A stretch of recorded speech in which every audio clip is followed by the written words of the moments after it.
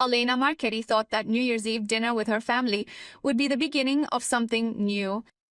Instead, her father announced in front of everyone that the inheritance of the family business would go only to her brother because she had never done anything of value. But what the family didn't know was that Elena had spent the last 3 years building a quiet empire that would change everything. Subscribe to our channel to not miss true stories of revenge, justice, and personal rebirth. The sound of the New Year's Eve firecrackers still echoed in the cold air of Turin when I entered the family villa that morning of January 1st. The fog typical of the Po Valley enveloped the garden like a veil, hiding the outlines of the centuries-old cypress trees that my grandfather had planted decades earlier. Under my arm, I carried a bottle of 2015 Barolo, the one that my father considered the perfect vintage. I didn't know yet that it would be the last time I would set foot in that house like his daughter Elena. My name is Elena Marchetti. I am 28 years old, and that morning I still thought my family would see me. How wrong I was. Like and subscribe for more stories like this. My mother greeted me at the door with her usual mechanical smile, the one she reserves for formal occasions. She was wearing a cream-colored Max Mara suit and the pearl necklace her grandmother had left her. "You're late," she said without even looking me in the eye. "Your brother is already here with Camilla. They have an important announcement." Of course, Matteo always had announcers. Matteo, the perfect firstborn, the one who had studied economics at Bocconi, thanks to the family money, and who now worked in his father's company with an office bigger than my entire apartment.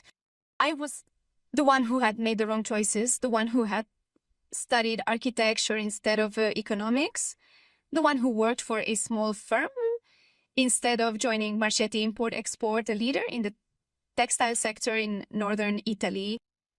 I entered the main hall. The Christmas tree, still adorned with its warm lights, cast its glow upon the polished Carrara marble tiles. Everyone was already at the table. Dad in the lead, Mom to his right, Matteo and his girlfriend Camilla in front, and my younger sister Giada, who was fiddling with her phone without looking up. "Finally," Dad said, raising his glass. "We can start the New Year's toast properly." I sat down in the only free seat, the one furthest from Dad. As always, lunch proceeded according to script.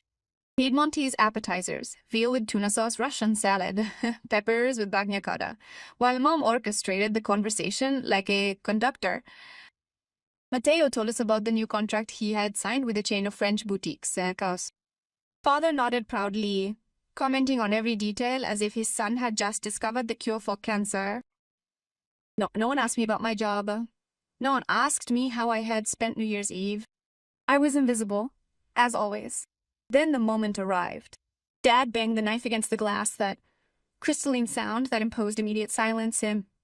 "I have an important announcement to make," he said, standing up. His face, severe and marked by 50 years of relentless work, seemed etched into stone. "As you know, I'm turning 65 this year. It's time to think about the future of Marchetti Import-Export. The legacy I'll leave behind." My heart raced. I knew what he was going to say, but a naive part of me still hoped I was wrong. "After much thought," Dad continued, looking directly at Matteo, "I've decided that the company will pass entirely to Matteo. He has shown dedication, competence, and vision. He is the future of our family." Matteo smiled, squeezing Camilla's hand under the table. Mom clapped her hands gently. Giada finally put down the phone, and I stood there with my fork suspended halfway between my plate and my mouth. "What about us?" Giada asked in a small voice. Elena and I looked at each other. Dad turned to her with an expression I knew well, the one he used when he had to explain complex concepts to people he thought were incapable of understanding them. "You will receive a smaller share? Giada, you are still young and have never shown any interest in business."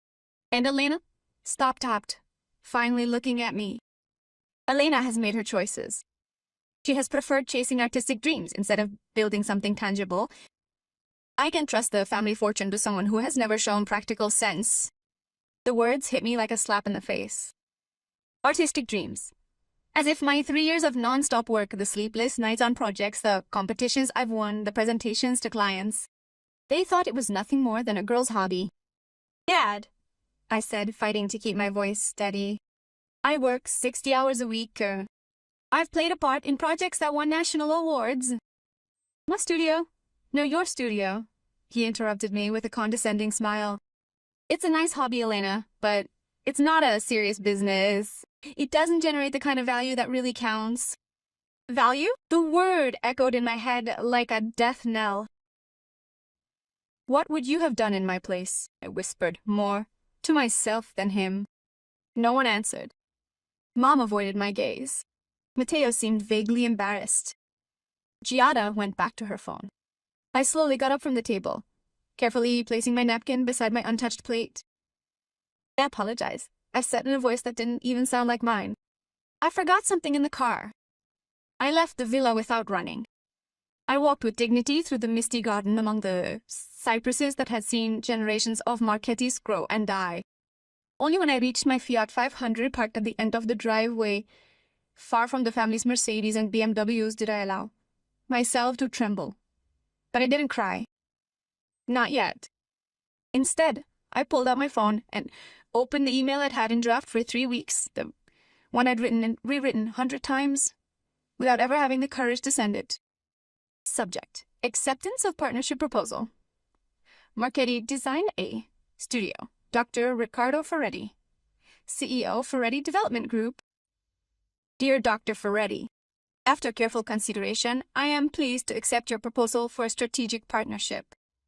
I confirm the merger between my studio and the architectural division of the Ferretti Group under the conditions discussed.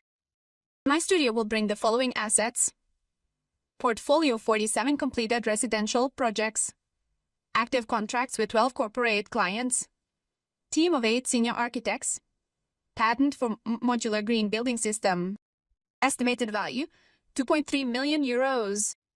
As agreed, I will remain in the role of creative director with a 35% share in the company. Kind regards, architect Elena Marchetti. I hit send without thinking twice.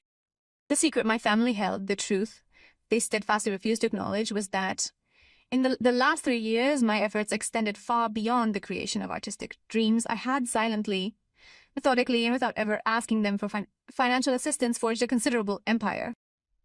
During the preceding year, my small studio's revenue amounted to 4.2 million euros. We had projects in 3 regions. I secured a patent for my sustainable modular panel system, no fewer than 5. Large-scale construction firms, expressed interest, and Riccardo Ferretti, a prominent northern Italian real estate developer, offered a partnership that would have boosted my company's worth tenfold. But I always declined to discuss it, because I wanted to be judged on my merits as a person, not on the value of my invention. How stupid I had been. Write in the comments what you would have done, and don't forget to subscribe. The phone vibrated. It was Riccardo. Email received. Welcome aboard, partners. We can announce the merger next week. The newspapers will be very interested. Smiles? A bitter smile, but true. Let's make it Monday. But I want to be in charge of the press releases. Of course it's your company, as much as it is mine now. I went back inside the villa. Lunch continued as if nothing had happened. They were serving the braised beef in but ironically prepared with the wine I had brought to Mo. I sat back down in my seat. Dad looked up, surprised to see me back. I thought you'd left, he said in a neutral tone. No, I replied, pouring myself a glass of water. I just wanted to take care of something at work.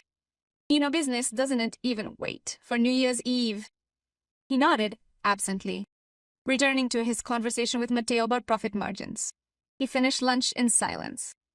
I listened to Mom talk about the upcoming charity gala. I listened to Matteo brag about his new Rolex. I had already listened to her complaining that they had bought the wrong Mini Cooper. And when the coffee was finally served, I stood up again. Should I go? I said, picking up my bag. I have a really busy week ahead of me, I said. Always in a rush, Mom commented with a sigh. Can't you ever stop and enjoy your family? I looked at her, really looked at her for the first time in years, and realized I didn't know her. Not really. She didn't know anything about me. And I didn't know anything about her, beyond the perfect facade she put on for the world. No, Mom, I whispered softly. I couldn't bring myself to leave that house for the last time without turning back. The following Monday, The press release appeared in all the major Italian business newspapers. Historic merger. In the real estate sector, Ferretti Group acquires Marchetti Design Studio in a $15 million partnership. Architect Elena Marchetti, at 28 years old, has been appointed to the board of Ferretti Development as its creative director, holding a 35% share. Her patent for modular green building will revolutionize the sector. I received the first message from Giada at 9:47. Elena, is it true you're a millionaire? Then Matteo at 10:13. Should we talk? Call me. Mom at 10:58 with a message that sounded like it was written by a lawyer. Your father would like to discuss urgent family matters. When can you come? I didn't answer anyone. Not right away. Instead, I went to the office. My new office on the top floor of the Ferretti Tower with a view of the snow-capped Alps, and I spent the day working. Because that's what I had always done. Working, building, creating value, even when no one recognized it. 3 days later, Dad called me personally. I answered on the fourth ring while I was in a meeting with the design team. Elena said in a voice that tried to sound friendly but betrayed nervousness that we need to meet. There's been a misunderstanding about the inheritance. A misunderstanding? I repeated, while my colleagues pretended not to listen. Yes, I didn't mean that your work is worthless. I just meant that perhaps I didn't understand the significance of what you've built. Oh, I simply said. There was a long silence. I wanted to discuss a possible revision of the distribution of assets. It would be right for you to have a larger share, perhaps an equal one with Matteo. Italia, I repeated without emotion, after 3 days of articles in the newspapers. Elena, don't be like that. We are family. The word family, once so terrifying to me, now seemed completely without meaning. Dad, I said, looking out the window at the mountains. I have absolutely no need for your inheritance. I never needed it. I built my own success, and you know what the difference is. I worked for what I have, using my hands, my mind, 60 hours a week, those you so charmingly labeled artistic dreams. Are you saying I'm turning it down? I'm saying I don't care anymore. The Marchetti company can go to Matteo. I hope he can run it better than he did the books last year. Yes, I've seen the financial statements. They're public. It doesn't look as brilliant as you thought. She heard him breathing heavily on the other end. Are you upset? It's understandable. But don't throw away family ties out of pride. It's not pride, Dad. It's self-esteem. There's a difference, but I don't expect you to understand it. I hung up before he could answer. That evening, sitting in my new apartment downtown, a renovated loft with exposed beams and windows overlooking the Mole Antonelliana, I opened a bottle of Barolo. Not the one I had brought for New Year's Eve, but a new one. One I had chosen, paid for, and that I would drink. The phone vibrated again. Mom. This time, Elena. Honey, we can't talk like civilized people. This situation is creating terrible tensions in the family. Your father can't sleep. Matteo's under a great deal of stress. I replied, my voice calm after a sip of wine. But Mom, I've had exceptionally restful sleep for the past 3 years. This is true. Even during the period when I worked until 3 o'clock in the morning. And even during the time when you treated me as though I didn't exist. Maybe it's Dad's turn to experience a little insomnia. He didn't answer anymore. 6 months have passed since that New Year's Eve. The merger with Ferretti Group has exceeded all expectations. We won the tender for the new eco-sustainable district of Milan. My patent has been licensed to 4 international companies. My personal assets have exceeded 20 million. My family talks to me at Christmas. Dad has formally learned to call me Dr. Marchetti when he talks about me with his acquaintances. Matteo asked me for advice on some investments. I gave it to him because I'm not mean. Giada comes to visit me every now and then, fascinated by her cool sister who's in charge. Mom sent me a message last week. We messed up with you. I'm sorry. It's the closest thing to an apology I'll ever have. And you know what? Enough. I don't need a complete apology. I don't need them to understand completely. I don't even need their belated pride. I have myself. I have my value. The real one, built piece by piece like the projects I design. And no one can ever take that away from me. That New Year's Eve, when Dad said that I had never done anything of value, he was right about one thing: I had done nothing of value for him. Because true value, what really matters, is not measured in inheritance or paternal approval. It is measured in how much you believe in yourself when no one else does. And I had already chosen myself long before they realized it. Like, comment, and subscribe so you don't miss any more stories of personal rebirth, because sometimes the best revenge is simply living the life you deserve. The end.